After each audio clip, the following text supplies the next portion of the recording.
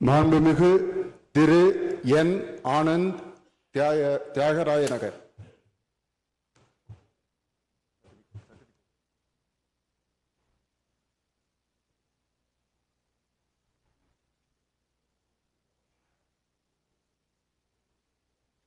சட்டமன்ற பேரவையின் உறுப்பினராக தேர்ந்தெடுக்கப்பெற்ற என் ஆனந்த் என்றும் நான் சட்ட முறைப்படி நிறுவப்பெற்றுள்ள இந்திய அரசு சட்டத்தில் உண்மையான நம்பிக்கையும் பற்றுதையும் கொண்டிருப்பேன் என்றும் இந்திய நாட்டின் இறையாண்மையும் ஒருமைப்பாட்டையும் நிலைநிறுத்துவேன் என்றும் நான் மேற்கொள்ள இருக்கும் கடமை நேர்முறையில் நிறைவேற்றுவேன் என்றும் உளமாற உறுதி கூறுகிறேன்.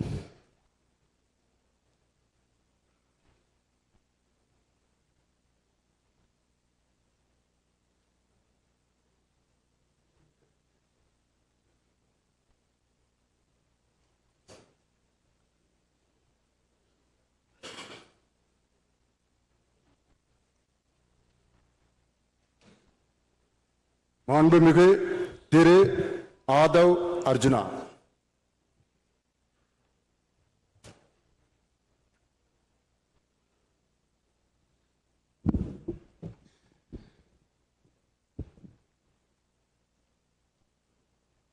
சட்டமன்ற பேரவையின் உறுப்பினராக தேர்ந்தெடுக்கப்பெற்ற ஆதவ் அர்ஜுனா என்னும் நான் சட்ட முறைப்படி நிறுவப்பெற்றுள்ள இந்திய அரசமைப்பு சட்டத்தின் உண்மையான நம்பிக்கையும் பற்றுறுதியும் கொண்டிருப்பேன் என்றும் இந்திய நாட்டின் இறையாண்மையும் ஒருமைப்பாட்டையும் நிலைநிறுத்துவேன் என்றும் நான் மேற்கொள்ள இருக்கும் கடமையை நேர்மையுடன் நிறைவேற்றுவேன் என்றும் உளமாற உறுதி கூறுகிறேன்.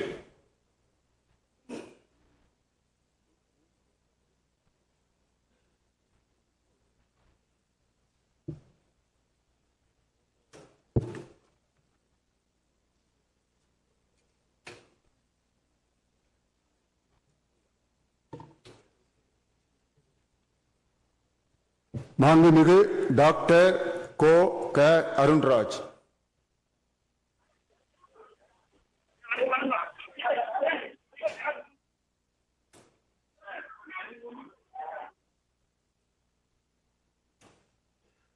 சட்டமன்ற பேரவையின் உறுப்பினராக தேர்ந்தெடுக்கப்பெற்ற கோ க அருண்ராஜ் எனும் நான் சட்ட முறைப்படி நிறுவப்பெற்றுள்ள இந்திய அரசமைப்பு சட்டத்தில் உண்மையான நம்பிக்கையும் பற்றுறுதியும் கொண்டிருப்பேன் என்றும் இந்திய நாட்டின் இறையாண்மையையும் ஒருமைப்பாட்டையும் நிலைநிறுத்துவேன் என்றும் நான் மேற்கொள்ள இருக்கும் கடமையை நேர்மையுடன் நிறைவேற்றுவேன் என்றும் கடவுள் அறிய உறுதி கூறுகிறேன்.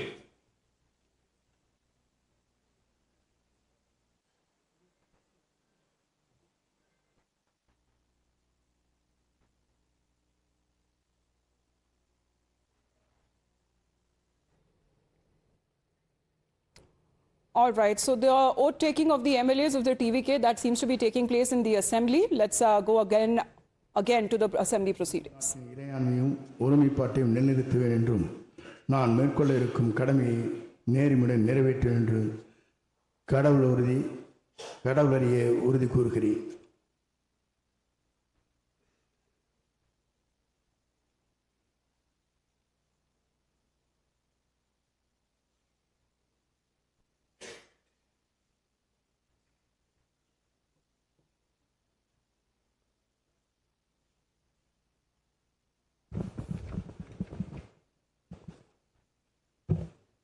மாண்புமிகு திரு ப வெங்கடரமணன்.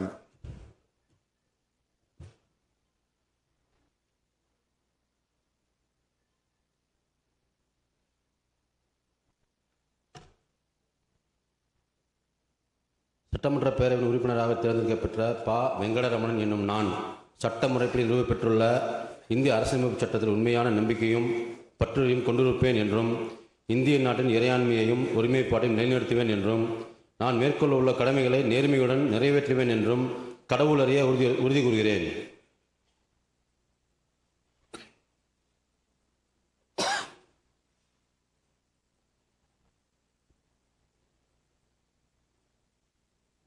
மாண்புமிகு திரு ரா நிர்மல்குமார்.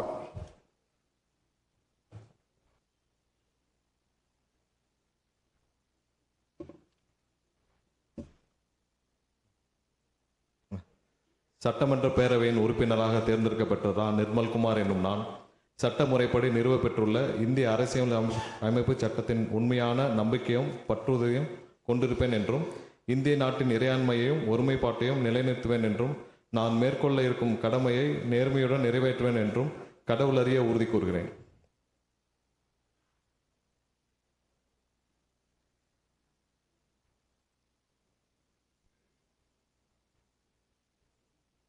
மாண்புமிகு All right, so the swearing in that is now happening, the TVK MLA is now taking oath, and first it began with Vijay himself, and Perambalur is now the seat that he is now representing.